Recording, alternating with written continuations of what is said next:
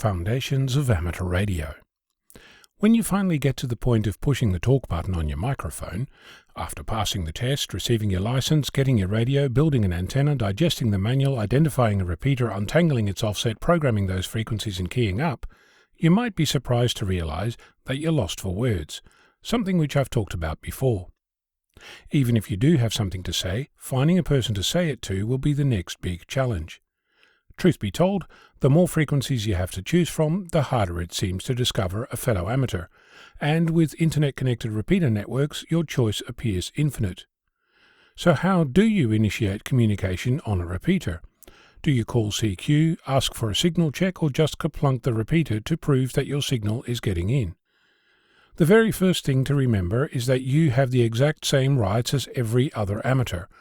No amateur is above any other, though hearing some conversations or responses might give you a different impression. Before you embark on a long speech, what you need to remember is that your ability to receive is not usually the same as your ability to transmit. If you're using a low-powered handheld radio that's tuned to a local repeater, you might be comparing your little stubby antenna inside your home held at an angle with that of a high-power repeater with a high-gain antenna bolted to a tower installed on the top of a hill. In other words, you can hear the repeater much better than it can hear you. You'll quickly observe that there are amateurs about who have their radio on all day long, and they'll often hear every single transmission that hits the local repeater, and even random frequencies. Sometimes this means that you'll have a great friend to talk to. Other times it means that you'll have a local troll who in their not-so-humble opinion determines what is permitted and what's not. So to get things rolling, you should follow the KISS principle, an aim championed by the lead engineer of the Lockheed Skunk Works in 1960, Kelly Johnson. Keep it simple, stupid.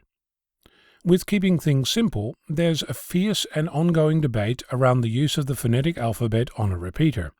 With the benefit of experience, having run a weekly radio net for over a decade, I'm going to be blunt. When you're identifying yourself to the rest of the community, always use phonetics. Only if you've been acknowledged and you're part of the conversation should you even consider dropping your phonetic call sign. The reason is that your first transmissions will be regularly interrupted by others, since they're having a conversation and you'll be butting in. Even if a net controller asks for check-ins, you should use phonetics, since you might not be the only one who keys up at the same time. If you and the controller have known each other for years and they recognize your voice, you could consider dropping the phonetics, but don't expect everyone to know who you are from a single letter getting through. Some people are better at this than others. Whatever you do, don't barge in with a whole story until you've been acknowledged and the microphone has been handed to you. After all, this is a public shared space. The next thing to consider is the audience you're talking to. If the repeater is just local, then the people within range are likely to expect your prefix and know who you are. So just your call might suffice. But if you connect to a network, that's not likely to be true. If you want to actually talk to anyone, you can call CQ. But if you just want to let people know you're there, you can say your call sign followed by the word listening. If you want to speak with a specific individual, on the other hand, you can call them using their phonetic call sign, either with or without the CQ. Also consider they might be on the other side of their shack working hard at attempts to avoid sniffing solder fumes and take a moment to get to the microphone. In other words, what you say on your repeater depends on what result you want and who else is there. Sometimes there will be a mismatch between the two. Just saying your call sign might initiate an hour-long conversation, and calling CQ might give you the local troll telling you to go away. Don't let that dissuade you.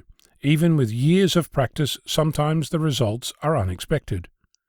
Talking on a repeater is like being invited to a party. There are going to be people you know, people you want to know, and people you never want to meet again. So be considerate, listen more than you talk, and be deliberate in your intentions, and you'll be fine.